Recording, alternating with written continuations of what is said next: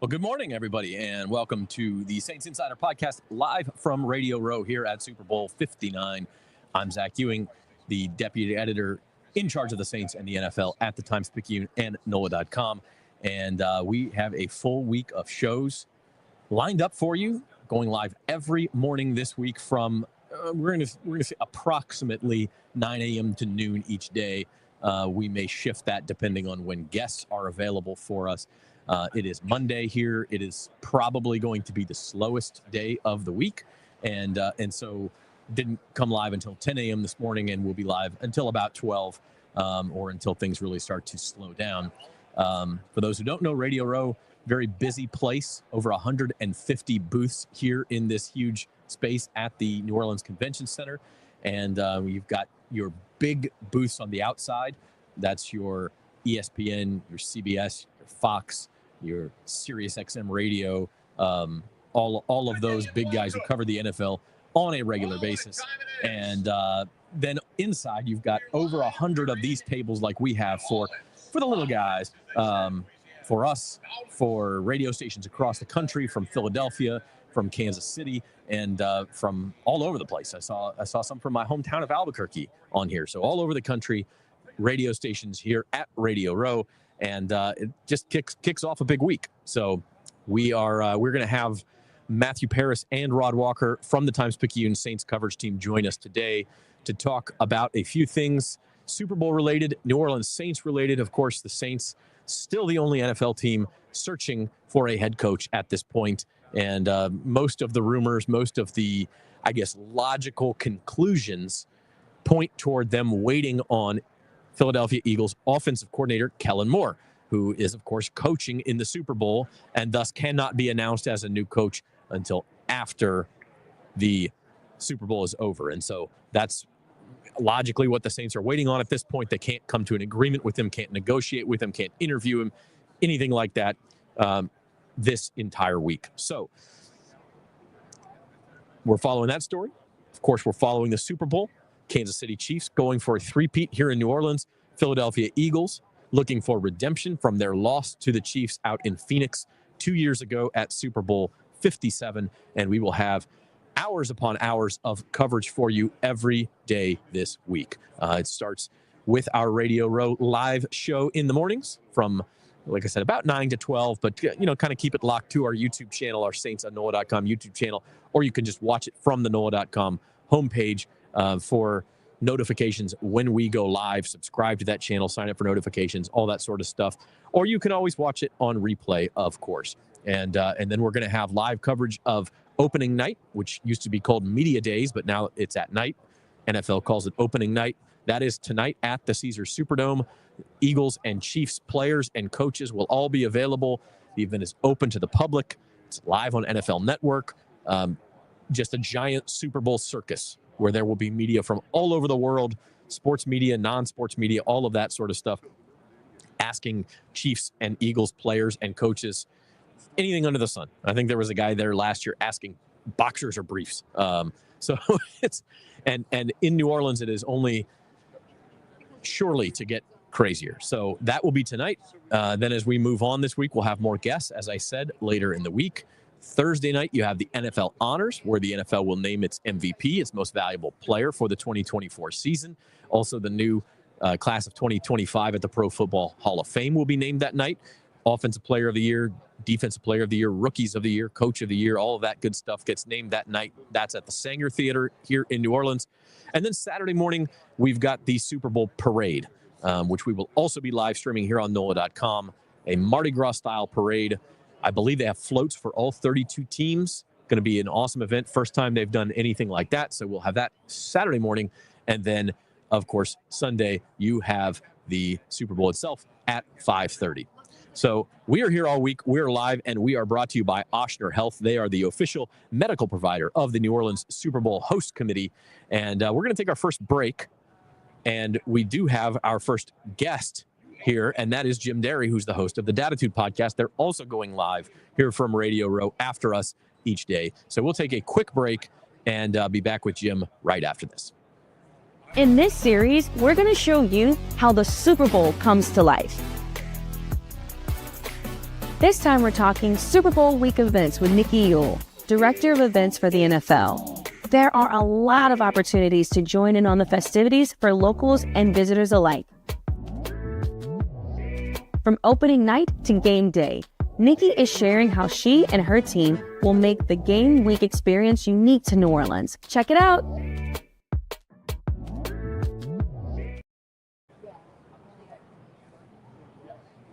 Welcome back to the Saints Insider Podcast, live from Radio Row here at Super Bowl 59 from the New Orleans Convention Center. Zach Ewing, joined now by Jim Derry. He is the host of the Datitude Podcast, which, Jim, tell us your plans for this week. I know you're going live from our booth here after we're done each day, at least for the early part of the week. Yeah, Monday, Tuesday, and Wednesday we'll be live 1 o'clock to 3-ish.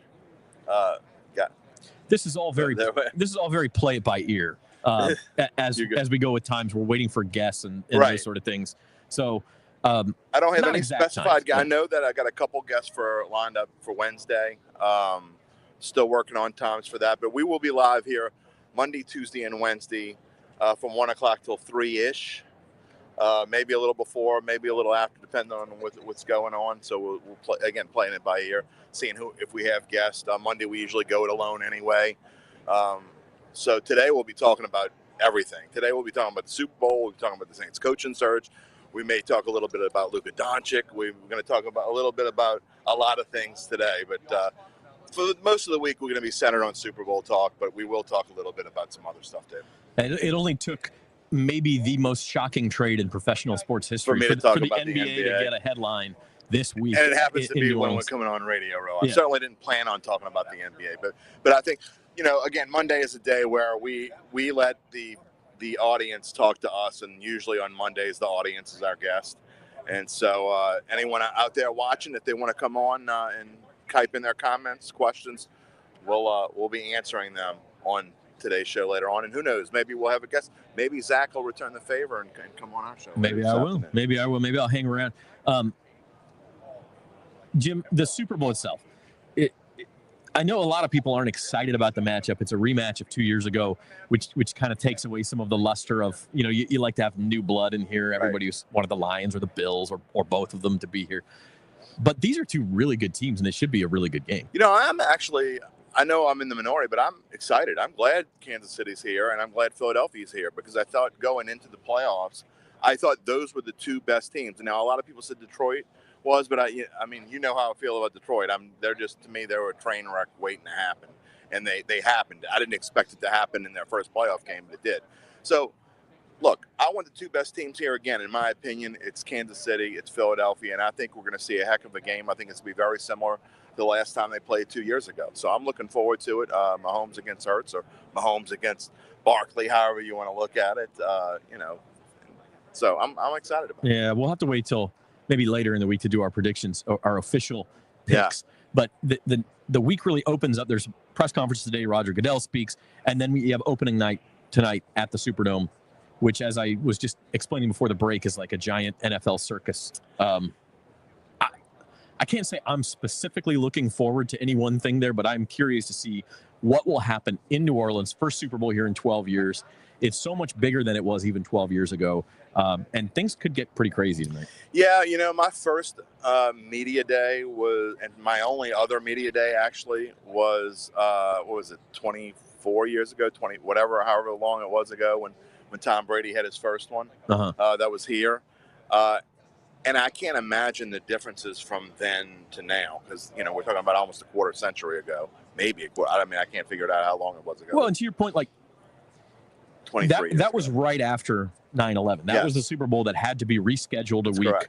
And so they redid the logo and everything. Some things probably had to be diminished a little bit to account for security, to account for the new dates. And so I would imagine that one was different anyway. It was. There weren't fans, if I remember correctly. There weren't fans in the dome like there'll be tonight in the lower bowl, at least. So that will be different. There'll probably be more. And I know they didn't put as many. They didn't have as many stands. Players weren't at a dais, I guess, to talk or whatever. So that they only had the superstars there, up there then. So I think even Drew Bledsoe was walking around, who obviously wasn't the starting quarterback on. That was the big, should it be Tom Brady? Should it be Drew Bledsoe? Super Bowl ended up being Tom Brady. But so it will be interesting to see, and it'll be interesting. I know there's like 10 boos now where you're not going to be able to get near Kelsey or Mahomes or anything like that. So Right. It will be crazy. But I'm kind of looking forward to it. I think the booths they have set up are supposed to be in the traditional New Orleans housing style. Right. You're going to see a lot of Super Bowl artwork on display. It's really the first time we're going to get to see what they have planned for the Super Bowl. Although I will say, if you've seen some of the photos and videos of Jackson Square, looks pretty cool. Some of the light shows they've been doing out there with laser lights too. We'll be talking about that on Data too. There are some people who are wondering, for us Catholics, to be putting images on the cathedral is a little blasphemous to some of us Catholics. So that will also be a topic. I'm interested to get the perspective of people today. But I will say this, it's pretty cool, and it's not like anything I've ever seen before.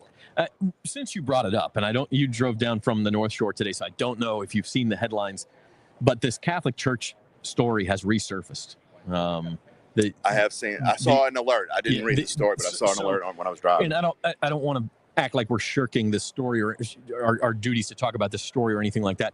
It is not really new news. Okay, right. This has all been reported several years ago that the New Orleans Saints had some of their public relations people aid the archdiocese in their response to the sex scandal at the Catholic Church.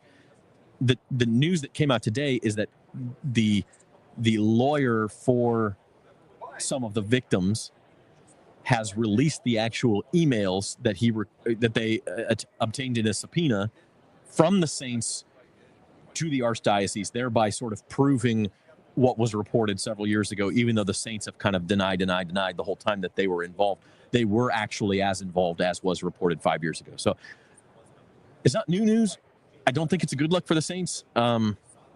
But this is obviously a very complicated story, a very serious thing, and the timing is certainly interesting as well. Which, by the way, could make you look sort of hypocritical when you talk about blasphemy in the Catholic Church. So there's that. But yeah, the timing on this is interesting. Why today?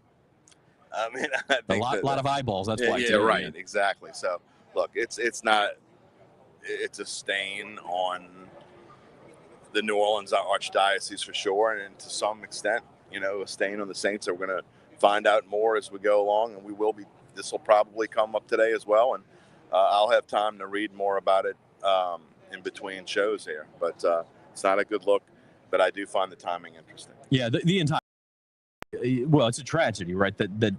That this ever happened. Absolutely. And I'm sure Saints fans aren't thrilled to see their organization now. Gail Benson, the owner, obviously very because entrenched there's in the Catholic Church. There's no hate directed towards the Saints administration right now at all. Right.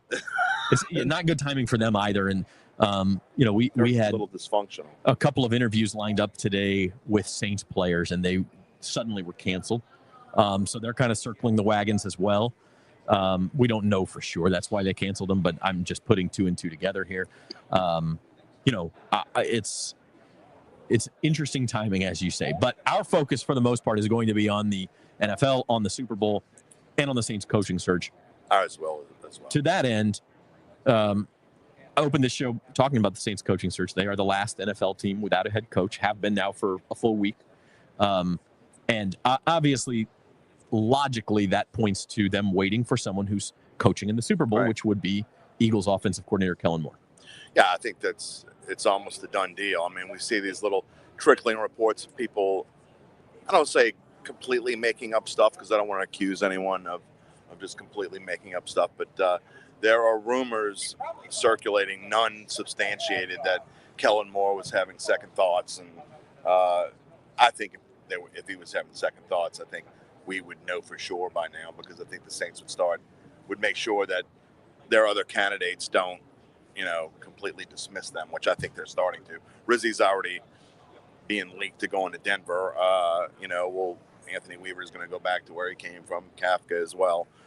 So I think it's pretty much a done deal. And for my sake and for the show, I hope it's a done deal, because I said last Monday on Datitude that if Mike McCarthy or Kellen Moore didn't get the Saints job, I would eat paper on live on a live show. Did you like say how much paper this would be? I did not. So I guess theoretically I could just like take a little. Come on, you're gonna have to. You know me. Yeah. I would do it for real. I'd take a whole piece probably.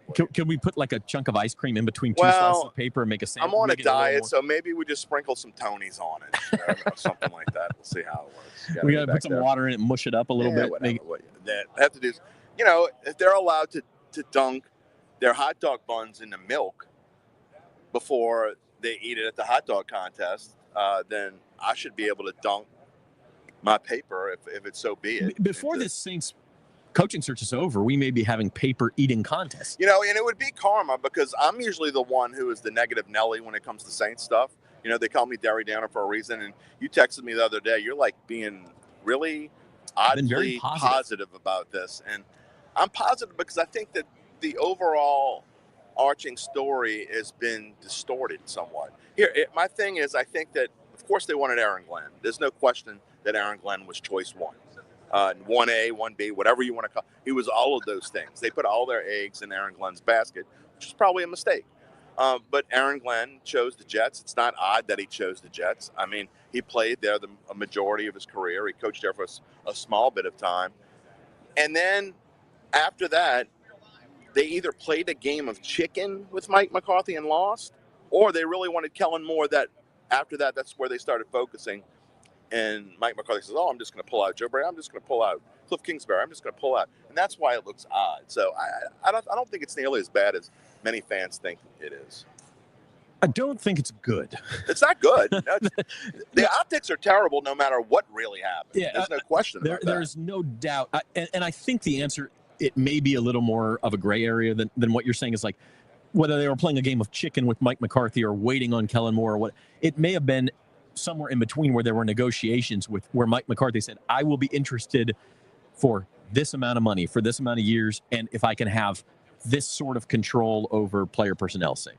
And the Saints said, okay, we can give you these two, but not the third one or the That's first. Very possible. And there were some negotiations, and eventually Mike McCarthy said, that's not going to work for me.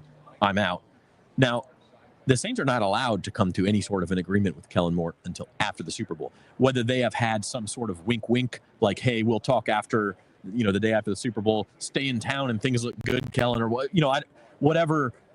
Now, the Arizona Cardinals got in a lot of trouble 2 years ago with the Eagles and the NFL for basically announcing Jonathan Gannon would be their head coach. Well, and Gannon started working on a staff before the week was even over. So that was an even bigger problem. And Eagles fans are to some extent actually blame that for why they lost in the Super Bowl, which is absurd. So anyway, the Saints are going to be very careful not to let any of that happen. Kellen Moore is going to be very careful not to let any of that happen. But there may still be some of those negotiations to come where Kellen Moore says, I need a 5-year deal because this is going to take a while to turn around. I need to have this amount of control. I need to know that you're going to do this at quarterback. I need, whatever it is, those negotiations may still be ongoing or may have to resume after the Super Bowl. There's no doubt. I mean, but to your first point about McCarthy, I think there's a good chance that what you said, I think that's probably happened, but still. I mean, it can also be true that you're working on two guys at the same time. Yes. I mean, when they flew up to Philadelphia last Monday night, that's obviously they're interested in Kellen Moore. I mean, you're not going to fly to talk to Kellen Moore to use it as a smokescreen if you're just going to do it. I mean, you might have been putting pressure on McCarthy. Hey, we need a decision because we're going to move on if you don't. And they obviously were willing to move on. So I think it's probably more of if McCarthy is willing to accept, here's what we're willing to offer, great. If he's not, then we'll focus on Kellen Moore. Now, if Kellen Moore turns it down, if he does end up turning it down, the Saints are in a very weird position. I'm not sure who gets the job. Who I would choose and who I think would probably get it are two different things, two different people. But man, there's no defending them if they don't get Kellen Moore. I mean, it's going to be Katie bar the door if that happens. Yeah, and I next Monday again.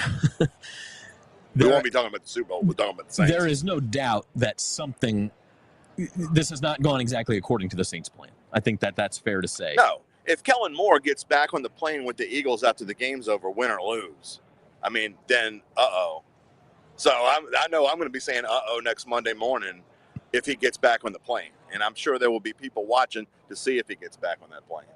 So. Right. Well, and then, of course, Kellen Moore's got to hire a staff, which I would think that if he in his mind is pretty sure he's taking this job, he's already thinking about the call. Maybe he's already made some text messages and said, hey, you can't say anything yet, but I'm going to take the job. Are you with me? Those sorts of things to coaches. My thought on this, Jim, is as a young coach, Kellen Moore is 36 years old. He's going to have to get some veteran on his staff, maybe multiple veterans on his staff, who can help with some of the CEO aspects of the head coaching job that he has not had to do before. The best word and this would be interesting because you and I could talk about this for an hour if this really happens, but the rumor at offensive coordinator would be Doug Nussmeier, which fine, he's an ex-Saint. His son, I guess theoretically could be a potential Saint in next year's draft, but that's a long ways away. But defensive coordinator possibility that I'm hearing would really be interesting because I'm hearing it could potentially be Brandon Staley. And you and I could have, again, a whole hour show on Brandon. For those who don't know, Jim and I have a friendly difference of opinion, sometimes not so friendly difference of Mostly opinion, friendly. on what is an acceptable number of risks for an NFL head coach to take. And Brandon Staley, I think, is probably too risky even for my taste. Yeah. Some of the things he did as head coach of the San Diego and LA I think Chargers. for anyone's taste. But I will say that as you and I both play cards, we both gamble on sports, we both when you take risks, there always exists the possibility of you busting. And Brandon Staley, boy, did he bust. Multiple times. He's got away with it a couple times. So, that would be an interesting hire. But look, you get what you ask for. I have been from the beginning, weeks ago, before the season was over. One of the things I was saying that the guidelines per se, I guess my guidelines would be someone that's young, under the age of 50. Kellen Moore certainly fits that bill. Someone who is offensive minded. Kellen Moore obviously fits that bill. Someone who has never before played for the Saints or coached for the Saints, or probably even has black and gold in his closet. And so Kellen Moore was really the only guy that fit that bill that was a real candidate. There are other candidates that fit that bill, but so I guess long-winded, be careful what you wish for, because Kellen Moore could come in and be the kind of coach that I think you like. I think if he's going to bring in a Brandon Staley and obviously meshes with him, and the fact that he's 36, probably thinks more like you think, and will be a go for it on 4th and 3 from your own 50 in the middle of the second quarter, or the larger problem for the Saints, I think we can both agree on this. The larger problem is they don't have the talent. Like, it's one thing to take risks. You take risks when you think they're going to work out, right? That's the whole point. Dan Campbell, they worked out a lot of times because the Lions had a damn good team. And if you have one of the best offensive lines in football, I'd say top 2 offensive line with the Buffalo Bills, or maybe the Eagles are in there. Top 3 offensive line. Oh, no question. You have one of the top running back groups in the NFL. But an overrated quarterback. Good receivers. You have these, and until all the injuries hit, a pretty good defense to fall back on if the risks don't work out. You tend to look a lot better than when you're Brandon Staley and some of those Chargers teams maybe weren't that deep, weren't that talented. That's the problem with the Saints, right? The roster is the problem. But see here, and again, I'm not used to playing the advocate role, okay? The positive role, I guess, per se. And I'm not doing it just to be adversarial. I truly believe this, that I don't think the talent on this team is as bad as the fans think. Think about it. People are talking, it's like the end of the world, Chicken Little, the sky's falling, this team is horrendous. Because over the last 4 years, the downfall, they've had 2 winning seasons in those 4 years. It's not as bad as people are saying it is. 5-12 will change a lot of minds. But the biggest problem, in my opinion, was that Mickey Loomis kept Dennis Allen after last year. If they would have started this last year and got rid of Dennis Allen last year, which was a fait accompli, there was no way in my mind he was going to make it to today as coach. I think things might have been different. But let me just hypothetically, and this is silly, right? But since we've got hours to talk here this week, hypothetically, the Saints don't have let's say they get lucky with injuries this year, and they have very few compared to the number that they did have. They could have gone 9-8 again this year. They could have gone 10-7. They might have been right 100%. There to win the division. And if that happens, then you can't say Dennis Allen being gone is a fait accompli. You're right, but the chances of that, I mean, I'll go back again to what I said in August. To me, there was no way this offensive line was one injury away from team disaster. I mean, you made fun of me in text for saying this, but they were one Eric McCoy injury away from total disaster, in my opinion, because they couldn't afford to lose. They had no depth on the and they got more than that. That's, I mean, they lost Eric McCoy, and then they lost their receivers, and they lost Derek Carr for 7 games. Of course, yeah, of course. I'm not just Eric McCoy, but to me that started everything. And if you go back in time and look at, they not only could have won the Philadelphia game, they should have won the Philadelphia game. Derek Carr drove them in position. They scored. They're supposed to win that game, and then Saquon Barkley did what Saquon Barkley does. And then the next game, they don't allow a touchdown to Atlanta, an offensive touchdown to Atlanta. Derek Carr again goes down, scores. They scored a minute to go. Yeah, the potential winning touchdown.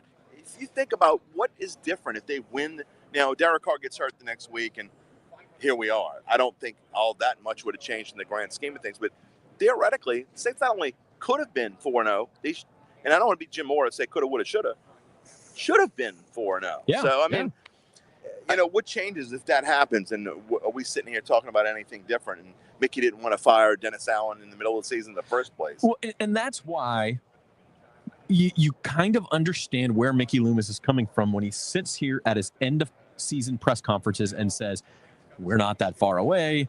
The sky is not falling. We believe in what we do. And and it gets old for the fans after 4 years of missing the playoffs, after a 5-12 season. But it's really 3 years of mediocrity and 1 year of disaster.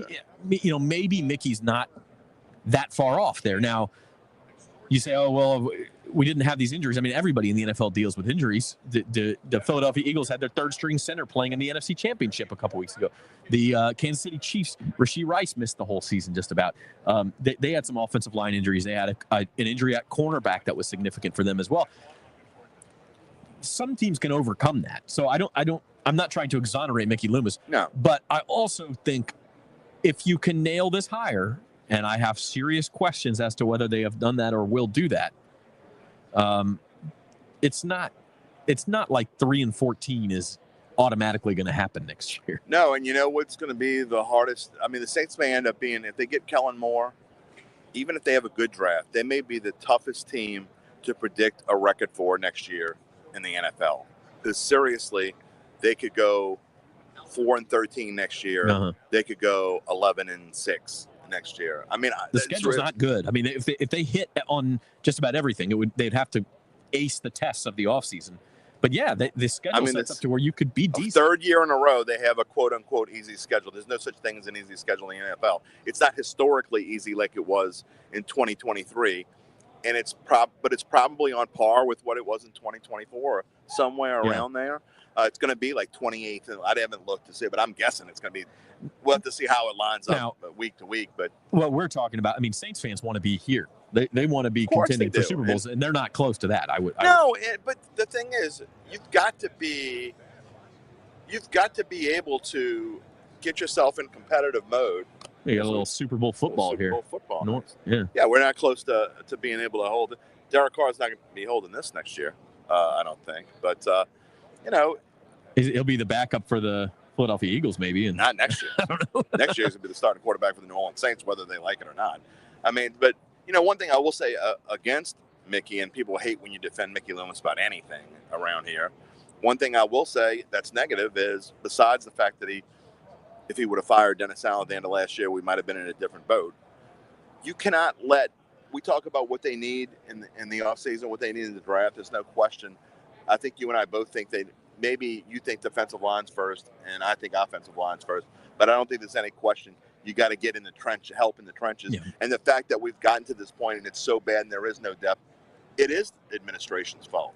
I mean, you look at the last 2 drafts. Brian Brzee is a good player.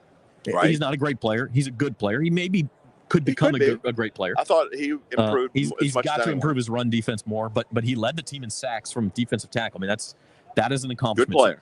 You got to give him a passing grade on that one. Absolutely. As a first-round pick. Fuaga, you give a passing grade. Fuaga, I think a passing grade. For sure. You know, he's got to grow a little bit, but for a rookie to start all 17 games. And he didn't have a lot of help. Left tackle and wasn't a disaster. I mean, he passed the test. So left guard was a revolving Their door. first-round picks have been fine. Now, you go back 3 years, Chris Olave's had injury problems. Otherwise, when he's been out there, he's been productive.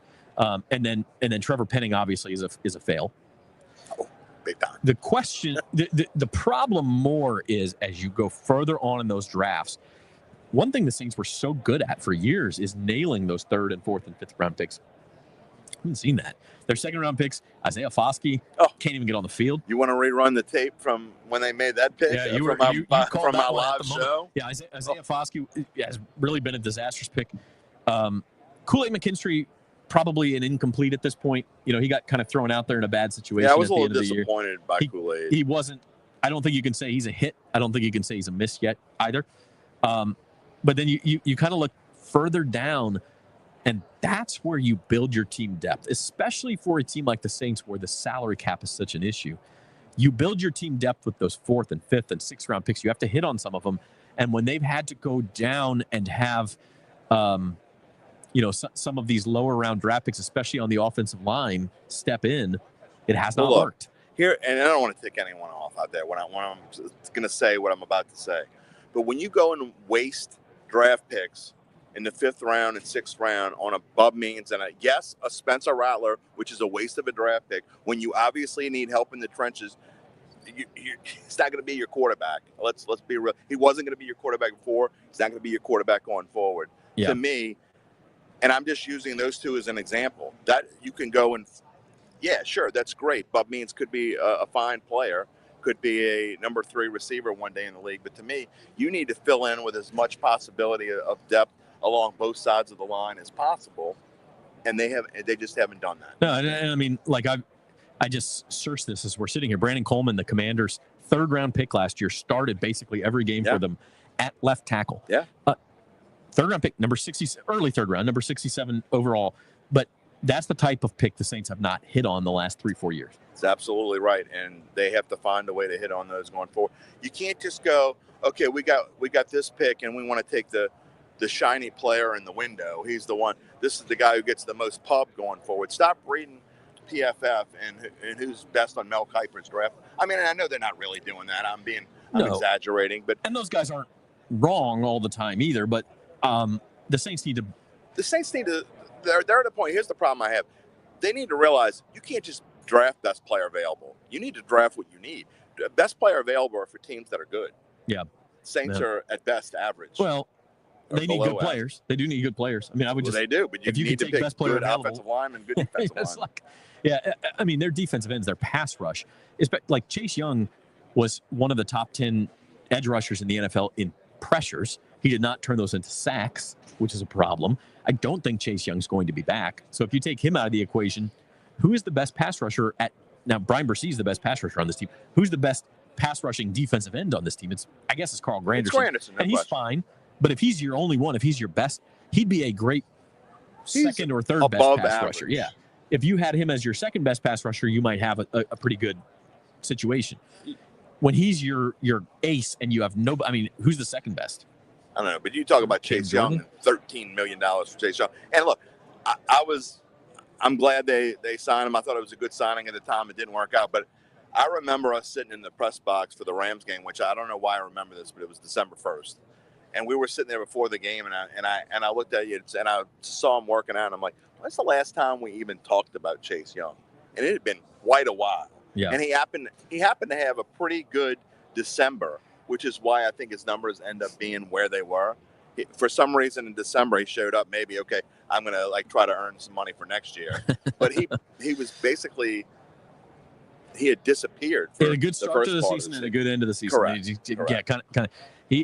He did have 5.5 sacks, but you were hoping for double that. There was talk. I'm not going to mention any podcast names, but there was talk. Oh, I think he could have 12 sacks easy. And well, Rod Walker, who's going to be on the show later today and has, to his credit, has owned it. Rod, I'm going to mention his name. Rod will be here. He can defend himself later, but we had a bold predictions podcast. where he said Chase Young would have 15 sacks this year. If that had happened, the Saints might have made the playoffs. He wasn't the only one. There's another podcast that's very prominent around this area. They have 3 hosts on them, and they all 3 of them said Chase Young would have at least 12 sacks this year. Yeah, that's 5.5. It's 5.5. Yeah, 5.5. They were didn't work out too well. Okay, we're going to take a quick break. This is the Saints Insider on Radio Row. It's brought to you by Ochsner Medical, the official medical provider of the New Orleans Super Bowl host committee. And we're going to take a quick couple-minute break here, and we'll be back with more from Radio Row right after this. At Ochsner Health, we believe in community, serving our neighborhood with more than just exceptional care. With educational programs that train the next generation and open new doors and possibilities for the future. More programs that teach about the benefits of healthy food and nutrition. We believe in innovation with compassion to give more hope and create more smiles. Because at the core of every community is you. Ochsner Health. Long live our community. Long live you. At Ochsner Health, we believe in community, serving our neighborhood with more than just exceptional care. With educational programs that train the next generation and open new doors and possibilities for the future. More programs that teach about the benefits of healthy food and nutrition. We believe in innovation with compassion to give more hope and create more smiles. Because at the core of every community is you. Ochsner Health. Long live our community. Long live you. Where'd you get this, Norm? Oh, welcome back to the... I was asking Norm where he got this this nice Super Bowl football. The host committee gave it to us. Show it on the air. Pretty cool. We're gonna leave this right here so everybody can see. But we were gonna give this to Rod if Chase Young actually had 15 sacks. That was the game ball. But that was the game ball. Yeah. But he only had 5.5, so we might cut the nose off of it or something. We're live here at Radio Row. This is the Saints Insider Podcast. We're brought to you by Ochsner Medical. Jim, you just got here this morning. I was here yesterday for a little while.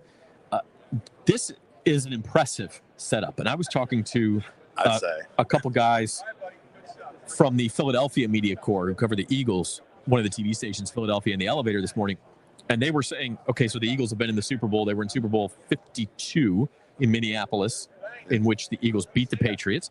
And then they were in the Super Bowl 2 years ago, 57 in Phoenix, when the Eagles lost to the Chiefs. And they said that this setup dwarfs both of those. Even 2 years ago was somewhat close to this, but it just keeps getting bigger and bigger and bigger and bigger. And this is seriously, it's not just the number of media, but some of the sets along the outside from the big money media companies, your ESPNs, your Foxes, CBS, Bleacher Report, SiriusXM, SiriusXM, you want to talk about Radio Row. Back probably 30 years ago, SiriusXM has what probably would have been all of Radio Row 30 years ago. Behind us, it's the whole end of Radio Row over there. It's crazy. City of Green Bay, Green Bay Packers have the whole city of Green Bay is here. They have a Lambeau Field replica set to promote this year's NFL draft in Green Bay. The city of Pittsburgh has a set to promote next year's NFL draft, the 2026. The one we went to still was the best. Vegas is pretty good, although Lambeau Field's going to be a cool NFL draft. Cool. So anyway, some of these sets, you've got to imagine that they work on building these sets out really for half the year. These are professionally done. This is not something that CBS has people who build sets. They hire that out to a professional company to build this thing for them. We have Norm. Well, and Norm does a great job. You don't have to throw Norm on the bus. Norm got us. He said, "Give us a." Norm said he wants Norm got us the football. But we've got a table and chairs. That's great. Some of these sets are it just goes to show you the money that goes into covering the NFL. It's crazy. It really is. The time. Look at Bleacher Report right in front of us. And I'll take some pictures and put them on X when I'm done here. Yeah. It's just crazy right now. But going to touch on this, Dunk wrote a column about the Super Bowl in New Orleans, and no one touches the heart of what we all feel like Jeff Duncan does. He's been Peter Finning since Peter Finning's been gone, in my opinion. And if you read it and read through it, it's why would you want to play the Super Bowl anywhere else? It kind of bothers me, I guess, and maybe because I'm older and I know there'll only be maybe 2 or 3 more here in my lifetime after this, but it used to be every 3 to 5 years or whatever. And I just wish that they'd kind of do what college football does, or at least did, and have like a 5 or 6 city rotation where the fifth or sixth one is you throw some random city in there, but the other 4 or 5 are you know, generally the cities that get the game, and New Orleans is in that mix, just, you know. So to have it every 11 to 12 years when it used to be every 3 to 5 is a lot different than when I grew up in this business. And going on, this year 35 is going to start soon. So I've been here for a long time, but, you know, I go all the way back to my first year in the business. Joe Montana was playing in the Super Bowl, whatever number that was, 24 or 23 or whatever it was, back in 1990, the year before Whitney Houston. So, you know, it's changed a lot since I've been in this business. Not just Radio Row, but everything about it has changed. By the way, if you talk to, well, Peter O'Reilly is the current NFL guru of the Super Bowl and also international events, but even some of the previous ones, and I'm Jim Steig is one of them, and I'm blanking on the other name. Jim Steig did a lot of them. But if you listen to those guys talk, New Orleans played maybe the primary role in making the Super Bowl what it is today. I read in Dunk's column that I didn't realize this before, but the first time it was ever called Super Bowl was Super Bowl IV in New Orleans when the Chiefs won against the Vikings. And I did not realize that 1970, I thought it was the second Super Bowl. They called it the Super Bowl, but Duncan wrote in his column that it was for the first 3 games with just the NFL, AFL championship until after Joe Namath did his little thing. And then Super Bowl IV, again, Kansas City and Minnesota. It was that was the first Super Bowl, and you get a ticket for, I think it was $9. And by the way, it was Lamar Hunt, the Chiefs president, that's right, who coined the term Super Bowl. And of course, the Chiefs were in that Super Bowl for the first one in New Orleans, and here they are back for the first time since then. But yeah, and then Sports Illustrated ran a story this month, Super Bowl IX, I believe it was, which was in 1975. Minnesota? Pittsburgh, Minnesota. So 50-year anniversary of that.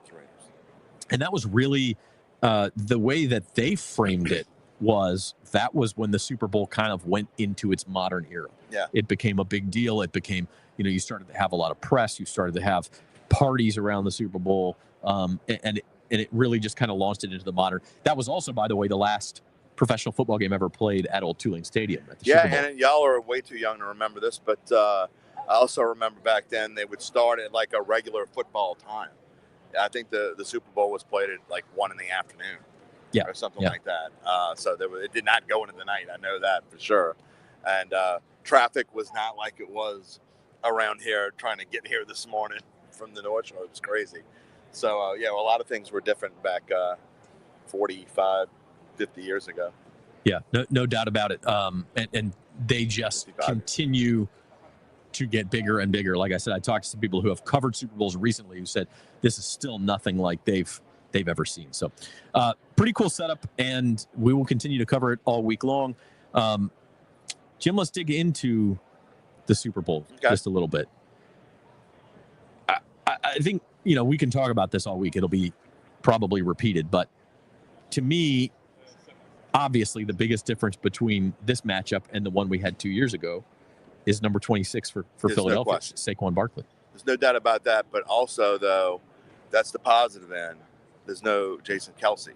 And the Eagles' offensive line, as you mentioned, is a little banged up. We'll see how they end up when we get to game day, how many starters they have out there and how many they don't. But I think that's also needs to be talked about. But I don't think Saquon seems to care. The way he's running the football right now, I mean, he's running it as well.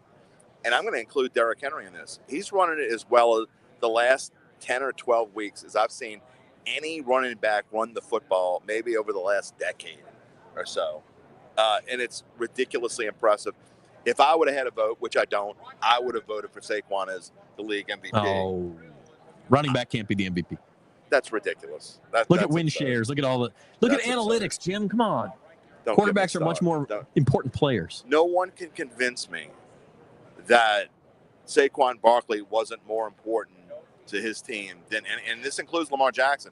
And look, if I had my second pick would be Lamar Jackson had an incredible year. That would be my second Again, pick. This is a regular season award. We're going to find out Thursday. The turnovers in the playoffs have nothing to do with it. The voting is done before any of that. So you can't sit here and say, oh, we lost to Josh Allen. Yeah. Because I think if you did include the playoffs, Saquon would have a much better chance of winning this thing because which his I don't team's understand why you don't include. And look, here, the old school, you would think the old school person to me would say, no, it's got to end at the regular season. No. I mean, to me, most valuable player is just what I think your record should count, just like they do in college football. Your records count. If you win the national championship game and you were 14-1 going in, you finished 15-1. Yeah, but even college football, the Heisman doesn't include. Should. I don't, because then you're eliminating anyone who doesn't make the Super Bowl, right? No, not necessarily. Would you still give it to Lamar Jackson? I don't know. I think I wouldn't, but I think you could make an argument that it should be Lamar Jackson. Look, I'm just going to say this. I thought the first two, this is kind of going off in the weeds, and we didn't necessarily plan on going here, but the first two times that Lamar Jackson won the award, I thought were kind of crazy. I didn't think he earned it either time. Now he might not get it this time, and I think if it's not Saquon, I think it's got to be Lamar Jackson. I mean, there's no question he had his best season, and he had a better season than Josh Allen, in my opinion. So if you're going to give it to a quarterback, I would give it to Lamar Jackson. And I know sports writers, especially crotchety old sports writers like myself, don't like to give it to the same person 2 years in a row. But yeah, no, there's no doubt. And you mentioned getting into the weeds. I don't mind getting into the weeds because we got a lot of time to talk about this. So I'm going to go off on another tangent. Okay. Saquon Barkley, Derrick Henry, and phenomenal. You could spin this forward and say Ashton Genty and Caleb Johnson and Cam Scatterbo and some of the running backs who will be available in this year's draft. We have heard now for better than a decade that running backs have lost their value in the NFL. Which I always thought was ridiculous. Well, I don't know that it was always ridiculous, but my theory. I always thought it was. Here's my theory. You don't have a good one, you're not going anywhere. Here's my usually. theory. Yeah, Kansas City has done. Kansas City has done it, but they did have Pacheco last year. Yeah, they also had Clyde Edwards-Helaire, who's now with the Saints. It doesn't always work out that way, but more times than not. My theory is that these running backs have become back toward they're coming back toward the top of the value scale. Maybe not. They're never going to get to be the top, but they need to make more money. As defenses adjusted to passing offenses to get smaller, to get linebackers who could cover sideline to sideline, putting an extra defensive back on the field. Nickel defense has become base defense anymore in the NFL. When you start to do that, the way that offenses have learned to combat that is with a physical running back who all of a sudden now, instead of a good run being an 8-yard run, you look at Saquon Barkley, a good run is an 80-yard run. Like he can take these things to the house because you don't have, as he did already on the Superdome turf once this year. Right, you don't have Ray Lewis there in the middle to knock his ass down after 8 yards, and you have some guy he's just going to bowl over or stiff arm or hurdle because he's trying to go low, and then you've got a bunch of safeties out there who Saquon's just as fast or faster than, and they can't bring him down because he's bigger than they are. I think you're starting to see the pendulum shift a little bit back toward these physical running games. I hope so, because, like as I said, old crotchety sports writer, that's the kind of football that I like. That's football, dang it. I don't necessarily need 3 yards in a cloud of dust, okay? But I think, and that's why I thought Saquon Barkley was the most important player in the field. I mean, you could make an argument that, Derrick Henry could have been in the running for MVP as well, which he always gets shunned, in my opinion. They don't even think about picking Derrick Henry. Yeah. And he's had some ridiculous seasons in the past. But is Lamar Jackson without Derrick Henry? I mean, he still won 2 MVPs without him, but Derrick Henry helps Lamar Jackson. Yeah, but look at his numbers. He might have had his best year of his career this year. Correct. He did, yeah. Well, and it keeps the defense off balance, hence why I thought, what did he only throw 5 interceptions all year or something? He was 4, yeah. 4? Yeah. Something absurd like that. I mean, 36 touchdowns and 4 picks or something. I mean, that's insane. I mean, for anybody, any season, only throw to start all year long and only throw 4 interceptions is insane. It's like numbers where you go, look at that high school kid only threw 4 interceptions. But, and we're talking about in the NFL. But the defense is like, is Lamar going to roll out and run? Is he going to give it to Derrick Henry, or is he going to throw the ball? They had no clue. So they couldn't just defenses can't just key on Lamar anymore. Now Derrick Henry is going to be 31 next year, so I thought it would be this year, but he certainly didn't take a step back yet. At what point does he, take a step back and be as important as he is? I don't know the answer to that. Okay, so is Saquon enough to tilt this thing, without giving your prediction, but to tilt this thing in favor of the Eagles? Is that enough of a difference? And you mentioned the offensive line is the Eagles still have a very good offensive line. They had an elite, one of the better offensive lines in NFL history 2 years ago. They don't have that level anymore. Here's the quandary when it comes down to picking this game. And again, I guess I'll reveal my official prediction on Wednesday, whether it be here on Datitude. I don't know. It doesn't matter. My quandary is this. I think Saquon makes Philadelphia the better football team. Overall, I think Philadelphia is a better football team. I thought that in the beginning of the playoffs. I thought Philadelphia was the best team going to the playoffs. I still think Philadelphia is the best team in the playoffs. But that being said, you and I have said it. I've said it on my show dozens of times. I'll say it again. Don't ever bet against God. And Patrick Mahomes, in my opinion, when it comes to this thing, is God, because he can do things with this that no one else can do. And no one else has ever done, in my opinion. So it's going to be a hard choice, but to answer the long-winded answer to your question is yes, I think Saquon can make Philadelphia different, even with an offensive line that's probably not as good as it was 2 years ago. We got some. Imagine this: everybody trying to use the Wi-Fi at the same time. I can't get on the Wi-Fi. I'm trying to look up the Eagles' rushing yards from 2 Super Bowls ago. Let's see if I can get this to come up now, because as I recall, they were able to run the ball 2 years ago as well, and Jalen Hurts specifically had a big game running the ball. Here we go. Jalen Hurts had 70 yards and 3 touchdowns on 15 carries. Now, a couple of those were tush-push. Their running backs, however, Kenneth Gainwell, 7 carries, 21 yards. Miles Sanders, 7 carries, 16 yards. Boston Scott, Zachary, Louisiana native. I remember we talked about Miles Sanders props. Those didn't work out well. 3 carries, 8 yards. So if you take out Jalen Hurts, and he's part of the running game, you can't just take him out. But the running backs, 17 carries for 45 yards. You like that math? I can do 17 carries for 45 yards. If the Chiefs hold Saquon to 17 carries for 45 yards, they're going to blow out the Eagles. But I don't think that's going to happen. I think Steve Spagnuolo is going to have a major problem trying to figure out how. That's why Ravens, I guarantee you the Chiefs were rooting for the Bills to win that game. They know how to beat the Bills. You just focus on Josh Allen, and if Cook beat you, then Cook beat you. And he did on one play, but for the most part, 2 plays actually. But you follow Josh Allen. But with the Ravens, you can't do that as much. And I think the Eagles are similar to the Ravens in the fact of you can't focus just on Jalen Hurts anymore because, obviously, Saquon Barkley. Yeah. Now, Jalen Hurts doesn't run the ball as well as Lamar Jackson. But still, I think Spagnuolo is going to have a massive amount of problems.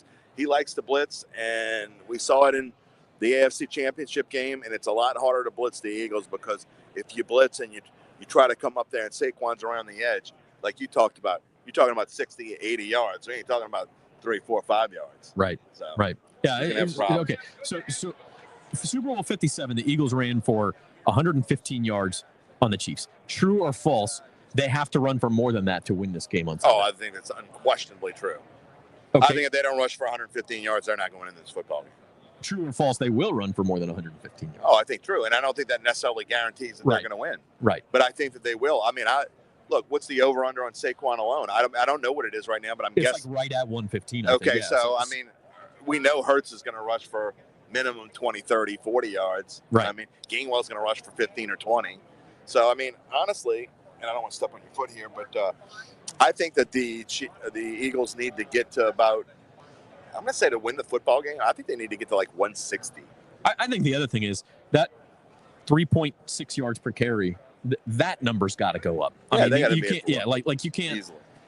You can't just be running for 3 yards a carry against this Chiefs defense and expect to, because at that point you're relying on Jalen Hurts to win the game for you, and that's what the Eagles have to avoid. Yeah, and look, I think they tried to make it sound like Jalen Hurts was hurt more than he really was going into the championship game. They played that up as much as they possibly could.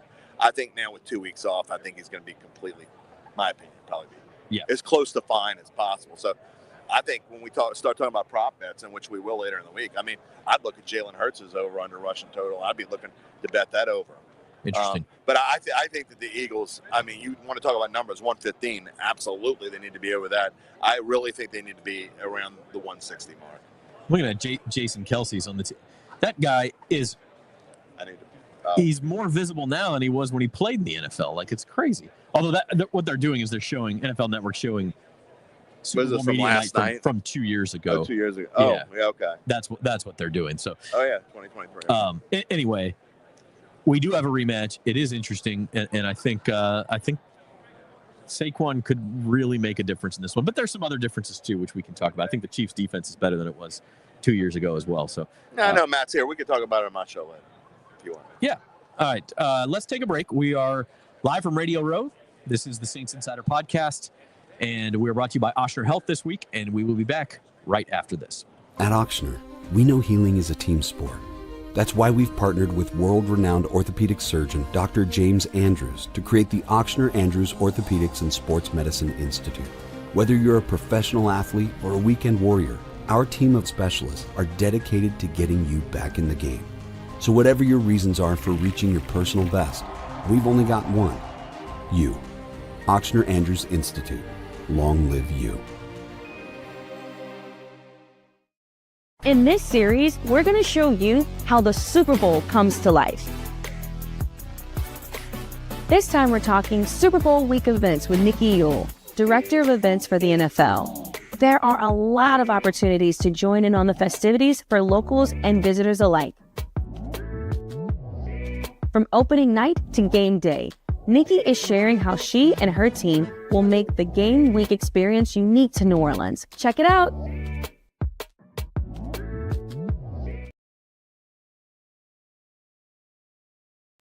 At Ochsner Health, we believe in community, serving our neighborhood with more than just exceptional care.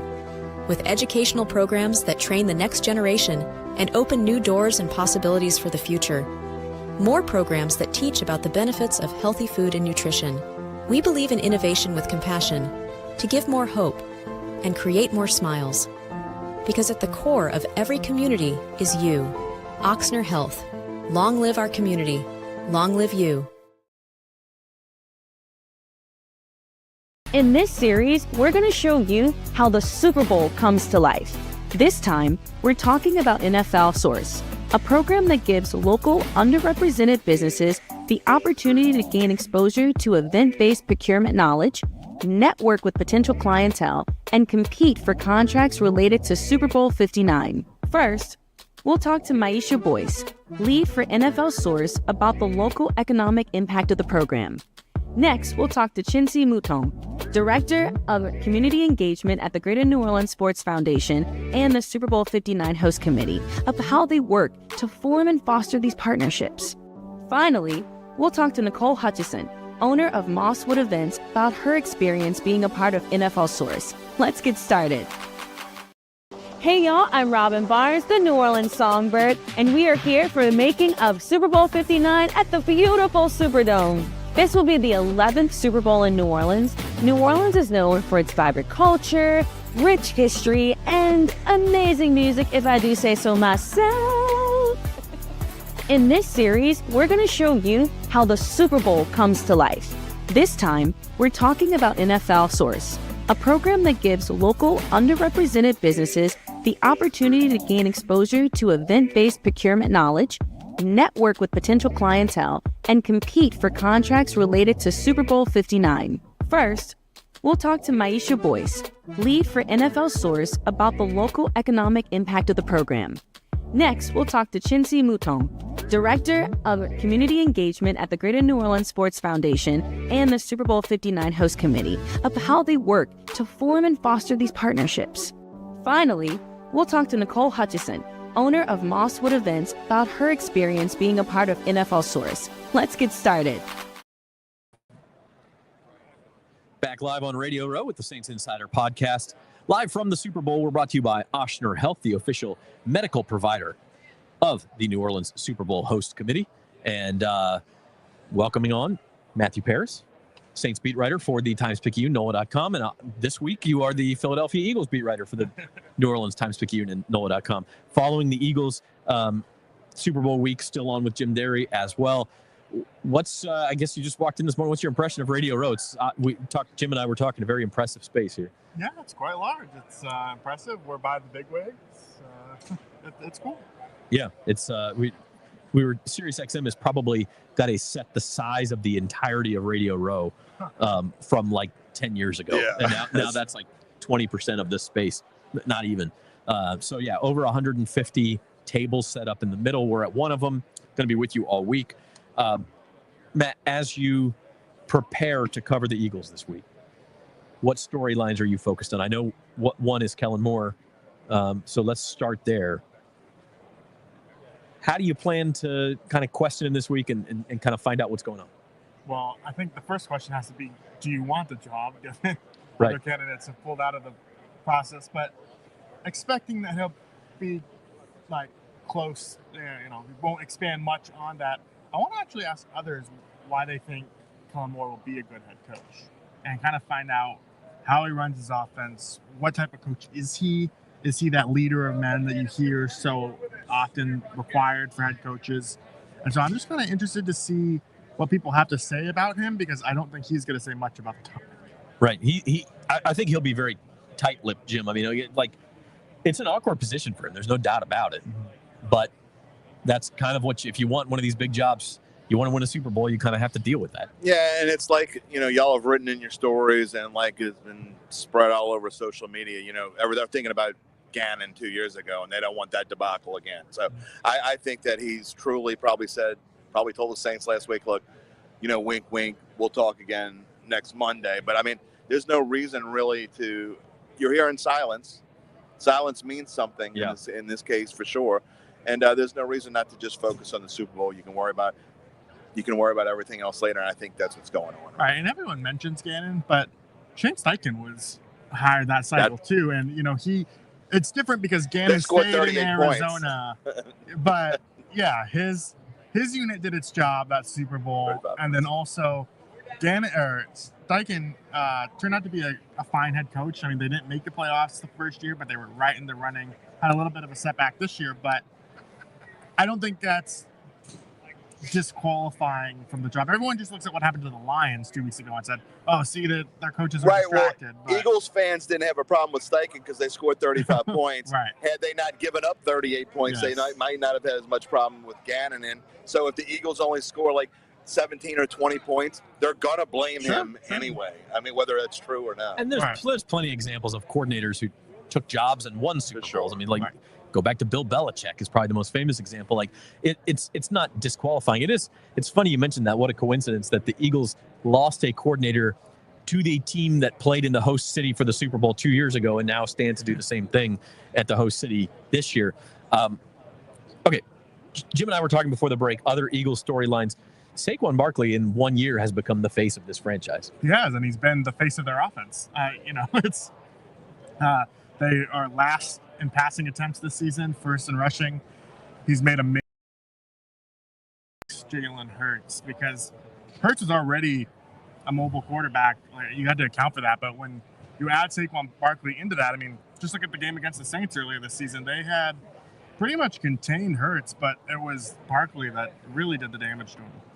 Yeah, no doubt. And he is the guy who can turn an 8-yard run into an 80-yard run, and that's what the Chiefs will have to protect against. I will say the Chiefs' defense, though, is also much better than it was 2 years ago. So we saw 38-35 in 2023. We could see something a lot lower scoring than that this time around. Yeah, and the thing that stands out to me about the Chiefs is just the way that they time these blitzes. You think about that Buffalo game, and when they brought pressure on Josh Allen right at the end there, like, that was just so well timed, and I think the Eagles have to be ready for it. Jalen Hurts has been not the greatest at avoiding sacks in these playoffs either. That Rams game took I can't remember the number, but it just seemed like every time the Eagles looked like they were going to take control of the game, he's dropping back and taking a 10-yard sack.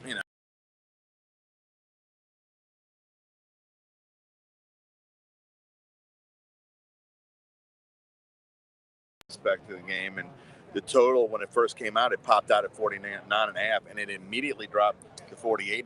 Now some books it's back to 49, so it looks like it's kind of settled. But obviously, the betting public or the sharps don't think it's going to be that high of a scoring game because again, it's going down to 48.5 when you would normally think a Super Bowl like this. My initial instinct was that it would be more like 52 or 52.5, and it didn't come out that high, and it hasn't gone that high. So I think you're right that it could be a lower scoring game, even though that's not.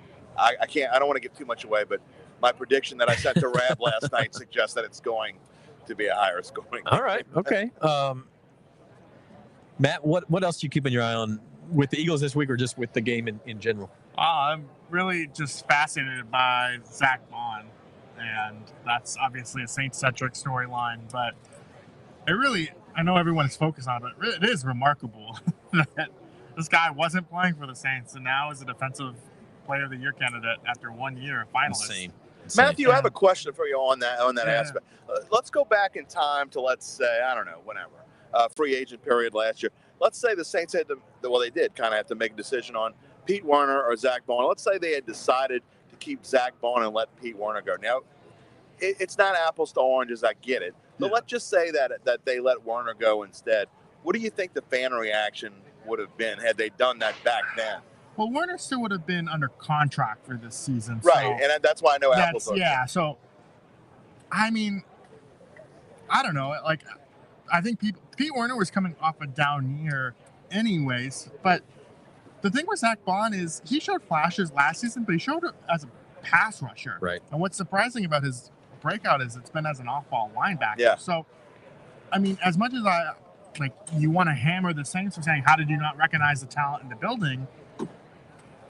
Well, that's kind of my point. I don't think when he had his opportunities, he didn't perform. And I don't think anyone could have really seen this coming. I mean, you could say whatever you want and say, oh, the Saints, another mistake by Mickey Loomis. Everyone likes to just pound on Mickey Loomis, but no one could have seen. Of course, you could have seen Hendrickson coming a few years ago, but they just didn't have the money back then to sign Hendrickson. So I guess, and again, I get why people want to blame Mickey for a lot of things, but just some things you just can't blame him for because some things you can't foresee. Well, to Zach's question of what am I looking for this week, I'm actually interested to find out from Bond whether he thinks with more opportunity in New Orleans if he could have blossomed into the same type of player, because it was just hard to crack the rotation with Werner and Demario Davis. But if you look at Werner's production, I think he's a solid linebacker, but there's not anything on his stat sheet that says, oh man, this guy needed to be absolutely playing. Like, he's a solid starter. There's nothing wrong with that. But when you have a guy who has all-pro talent sitting behind him, then I think it's on your coaching staff to try and develop and foster that a little bit more. And I think that's where the Saints maybe failed. Could they have re-signed Bond for what they got Willie Gay for? Well, no, maybe, but Bond signed for, I think, he signed for $3.5 million. They signed Willie Gay for $3 million. Okay. So there was a $500,000 difference. Bond also wanted to go somewhere where he was going to start. Yeah, right. And by the way, you talk about prop bets and things. Zach Bond's tackle total, counting solo and assists, is the highest in the game. It's 10.5. Oh, really? He is expected to have double-digit tackles. I thought you were going to tell me what his season total in this game. No, just for the Super Bowl. And I don't think it'd be as big of a problem for the Saints, except that this is not the first time it's happened. You mentioned Trey Hendrickson. That one, again, you had to make a choice. You didn't have money in the cap for everybody. But it's happened now with Trey Hendrickson, who blossomed into beyond what anyone could have imagined. Caden Ellis turned into a good player in Atlanta. It's not the first time it's happened. And once fans start to see the theme, while at the same time the Saints have struggled, it starts to become a real point of frustration. Yeah, I would say at least with Hendrickson and Ellis, they had breakout seasons in New Orleans before they left. What was so surprising about Bond is that this wasn't really anything that I think they even expected. I think Ellis is a bigger mistake than the other two, in my opinion. I don't think you had a choice with Hendrickson and Bond. I don't think you could foresee what was going to happen. And like you said, Matthew, they weren't committed to making him a starter. I was more upset about Ellis leaving of the three guys. So to me, that's the only one that's really an argument, my opinion. Yeah. I mean, especially because he went to the Falcons, that didn't help either. There are understandable excuses in all of these cases where, okay, the Saints thought this or they didn't have enough money for that. but it's the trend. It's the overall trend where Sure. you start to say, they really have the right people making decisions? Are they still capable of making the right decisions? And instead, you see this franchise kind of in decline. Yeah, I mean, you could say the talent was right, and that was on the coaching staff, but that's why they're hiring a new coaching staff, I guess. Sure. But the drafting record overall has not been strong either, so I think the blame goes around to everybody. And that's what they've got to fix here. And I guess, one question is, as we get ready for a new coaching regime here, are the same people going to be making the same decisions? And if that's the case, does it matter who the coach is? Well, Matt covered Washington. He's used to these questions. Well, yeah, that's kind of what I was going to say. You covered a team that was kind of similar. yes. And the fans base was just similarly frustrated for quite a big period of time. I mean, as much as New Orleans seems to be on the decline, I don't know if it's Washington levels bad yet, just because of the stability of ownership. And Mickey Loomis, I mean, he has a track record of finding good players over the long haul. Yeah, I think absolutely. it really depends on that next coach, though, because what worked well about the Mickey Loomis tenure with Sean Payton is that Sean Payton was kind of the alpha, to use Jeff's We don't have the favorite bell word. here. We don't have Alpha the plus. bell, Yes.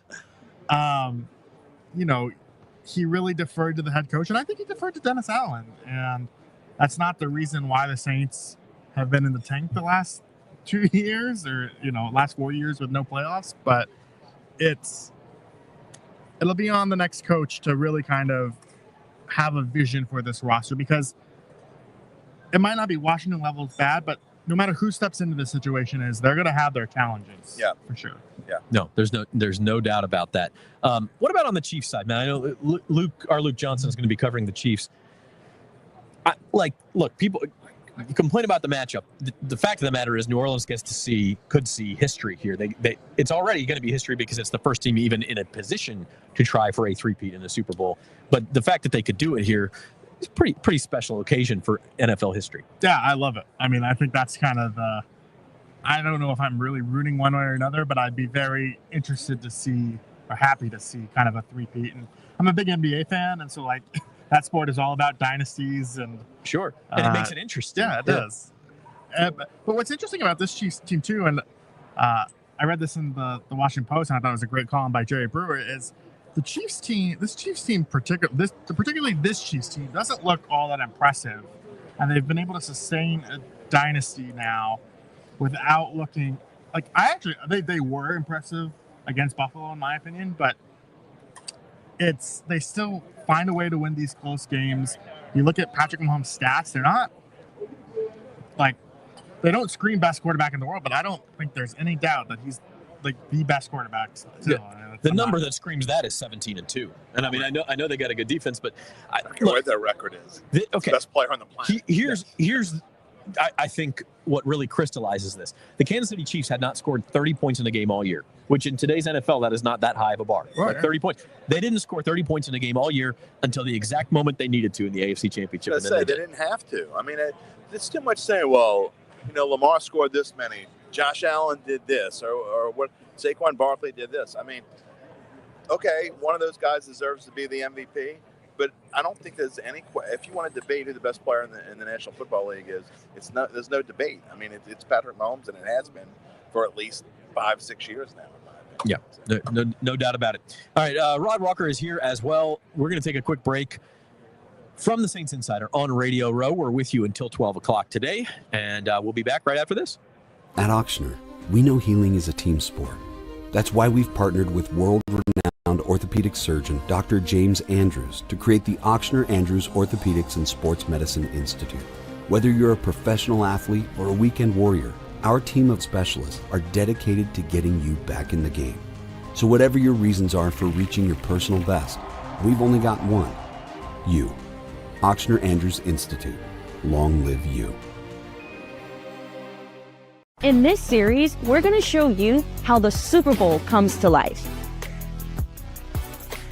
This time we're talking Super Bowl week events with Nikki Yule, Director of Events for the NFL. There are a lot of opportunities to join in on the festivities for locals and visitors alike. From opening night to game day, Nikki is sharing how she and her team will make the game week experience unique to New Orleans. Check it out.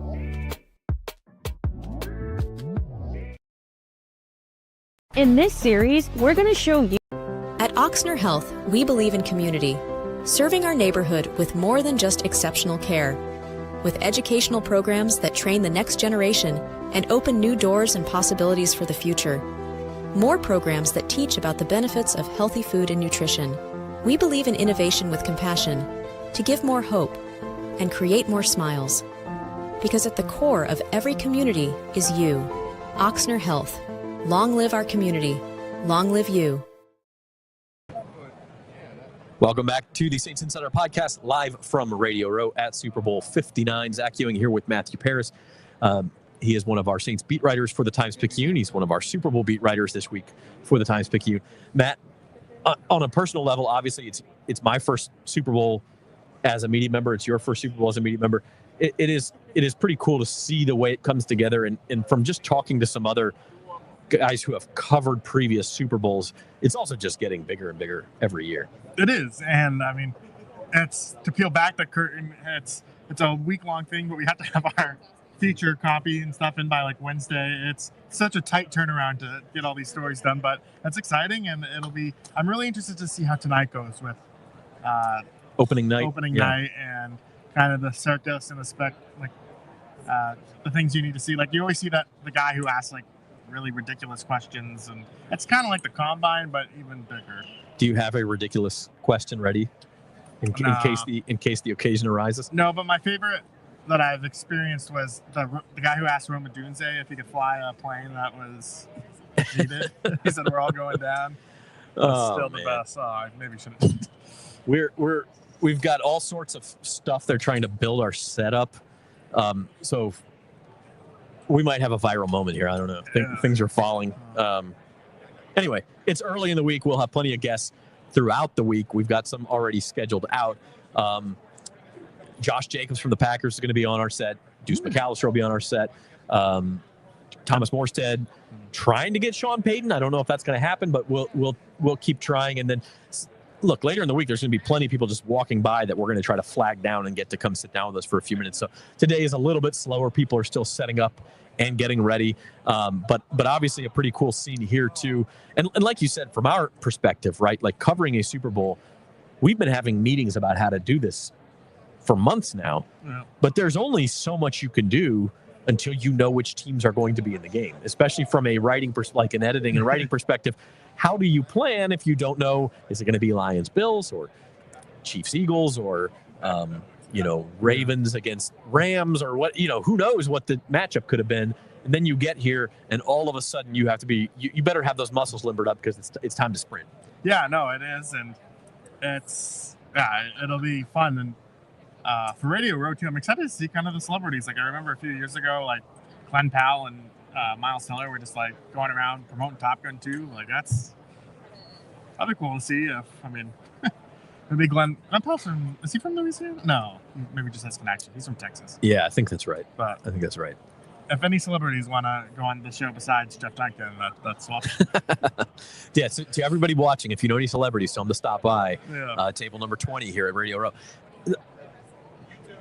I think, though, to your point, New Orleans, and this gets said a lot, and we're biased, obviously, but it's such a great place to hold a Super Bowl because everything is within walking distance. The convention center to the Superdome is about a mile. That's a long walk, but they've got some shuttle set up and things like that. But then the French Quarter is kind of between the two, and you can just walk to everything. You can have fun anywhere. They've got plenty of hotel space. It feels like the Super Bowl is home when it's here. It does, yeah. And this is my first one, but it's one of the reasons I took this job is because I wanted to cover a Super Bowl, and I'm excited to do so.